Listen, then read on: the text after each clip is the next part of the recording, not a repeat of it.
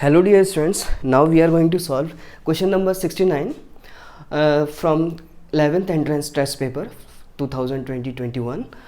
अब इसमें दिया गया है कि दो कॉर्ड हैं ए बी और C D, they intersect outside the circle at point E, और हमें A B B E D E की वैल्यू दी हुई है, हमें सी डी की वैल्यू हमसे पूछी गई है। तो इसमें क्या है ना, यहाँ पर सिर्फ ये फिगर कुछ इस तरीके से है। तो अगर मैं यहाँ पर इनको ज्वाइन करवा दूँ ए सी और डी को, ये ट्राइंगल चैप्टर से है ऐसा सवाल जो तुम्हें मिलेगा ट्राइंगल चैप्टर क्लास 10th की किताब से, जो ऑप्शनल एक्सरसाइज है उसके अंदर 6.6 में से। तो इसमें क्या करने की ज़रूरत पड़ेगी, हमें ट्राइंगल को सिमिलर करने की ज़रूरत पड़ेगी बी ई डी और ट्राइंगल ए ई और सी को। अगर ये किसी तरीके से सिमिलर हो जाए तो ये जो हैं रेशियो ये इन्हीं के बराबर है। तो मुझे रेशियो लाने के से पहले ट्राइंगल को सिमिलर करवाना पड़ेगा, क्योंकि ट्राइंगल जब सिमिलर होते हैं तो इनके रेशियो बराबर होते हैं। तो अगर मैं देखूं ये एंगल जो है दोनों ट्राइंगल में तो कॉमन है, एंगल ई ये कॉमन हो जाएगा, ठीक है। पर एक और एंगल चाहिए होता है, कम से कम दो एंगल अगर मिल जाए सिमिलर ट्राइंगल हो जाएगा, क्योंकि थर्ड ट्राइंगल तो वैसे ही एंगल सम प्रॉपर्टी से हो जाता है। तो इसलिए दो ट्राइंगल हमें एटलीस्ट चाहिए होते हैं। तो मैं यहाँ पे मान लेता हूँ एंगल 1 और इसको 2 मान लेता हूँ, इसको 3 मान लेता हूँ।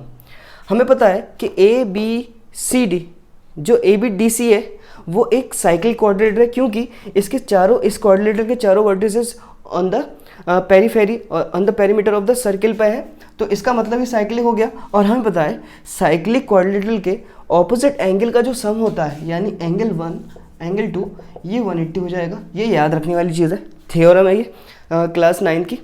और अगर हम देखें ये एक लाइन ही तो है, ठीक है, जिसको एक्सटेंड किया गया वहाँ तक। तो यहाँ पे मैं कह सकता हूँ एंगल 2 प्लस एंगल 3 ये लीनियर पेयर से 180 के बराबर होगा। जब मैं इन दोनों को इक्वेट करूँगा तो यहाँ से क्या होगा, angle 1 plus angle 2 equal to angle 2 plus angle 3।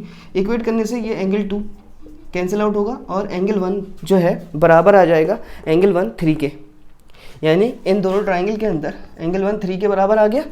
तो ये दोनों ट्राइंगल सिमिलर हो गए। पर यहाँ पे क्या होता है, नेमिंग जो है ना वो मायने रखती है। नेमिंग अगर सही से है तो रेशियो भी सही से लिखे जा सकते हैं। जैसे कि मैंने इस ट्राइंगल का नाम बी ई डी दिया है, तो अब जैसा कि मैं कह रहा हूँ अगर यहाँ पे बी ई डी लिखा है तो ये ज़रूरी नहीं है कि ए ई सी ही लिखा जाएगा, क्योंकि यहाँ पे कॉमन चीज़ देखी जाएगी। तो देखिए ई जो है वो कॉमन है और ये बीच में आ रहा है, तो बीच में लिख लेता हूँ। और इस वाले ट्राइंगल के अंदर ये जो डी है, यानी एंगल 3 जो है वो एंगल 1 के बराबर है जो ए पर बन रहा है, यानी डी के जगह पर ए आना चाहिए। अब इस वाले ट्राइंगल में क्या बचा, ये सी पॉइंट बच गया, यानी इस ट्राइंगल का नाम ए ई सी ना होकर सी ई ए होगा, ठीक है। अब हम आसानी से रेशियो बता सकते हैं। तो जब ट्राइंगल सिमिलर हो जाते हैं तो इनके रेशियो यानी बी ई अपॉन सी ई लिखा जा सकता है, ई डी अपॉन ई ए लिखा जा सकता है, और बी डी अपॉन ए सी लिखा जा सकता है, ठीक है। ए सी सी ए एक ही बात है, डी ई डी एक ही बात है ना। तो यहाँ पे हमें क्या दिया हुआ है, बी ई दिया हुआ है 3, पर इसमें सी ई की वैल्यू नहीं दी हुई है, सी ई। तो हमें यहाँ से सी ई किसके बराबर दिख रहा है, C D plus D E के बराबर है।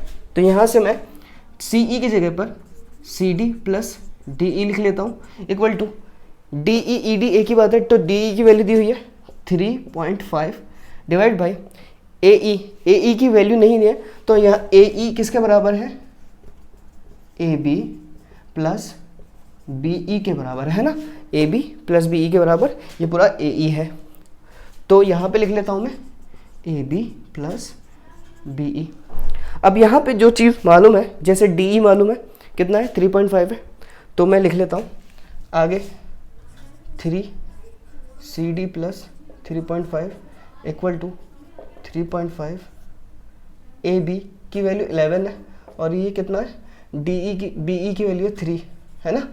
तो अब मैं क्या करूँगा, यहाँ से क्रॉस मल्टीप्लाई करूँगा, तो ये तो हो जाएगा 11 + 3 14, और 14 को जब 3 से मल्टीप्लाई करेंगे तो 42 हो जाएगा, और जब ये से क्रॉस मल्टीप्लाई करेगा तो यहाँ पर ये सी डी प्लस यानी इनटू में चला जाएगा। और जब मैं इसको मल्टीप्लाई से इधर डिवाइड में लेके जाऊँगा, ठीक है, तो यहाँ कर लेता हूँ इसको 42 divide by 3.5 equal to C D plus 3.5। ठीक है, तो यहाँ पे क्या है, ये मल्टीप्लाई में था इनके साथ, ये डिवाइड में जा चुका है। जब इसको मैं कैंसिल आउट करूँगा तो 7 2 6 इंटू 2 बचेगा सी डी प्लस 3.5 और ये 12 माइनस 3.5, तो सी डी की वैल्यू अब हमें पास पता चल जाएगी एंड 7.5 यानी सी डी की जो वैल्यू आएगी इस क्वेश्चन में वो कितनी आ जाएगी, 7.5 आ जाएगी। आई होप आपको समझ में आया होगा। कंसेप्ट जो है यहाँ पर क्वाड्रिलेटरल वाले लगे हैं, यानी क्लास 10th की जो सर्कल्स है उसके अंदर जो थ्योरम दी गई हैं 6-7 दी गई हैं मेरे ख्याल से, सभी आपको अच्छे से आनी चाहिए। और जो कंसेप्ट है यहाँ पे सिमिलर ट्रायंगल का वो आना चाहिए, नेमिंग कैसे देते हैं उस पर कमांड होनी चाहिए बहुत अच्छी, और इस तरीके से आप क्वेश्चन बहुत अच्छे से कर पाएंगे। आई होप आपको समझ में आया होगा and please subscribe to my channel and stay connected to me as I am going to solve all the questions regarding this session. Thanks for watching my videos.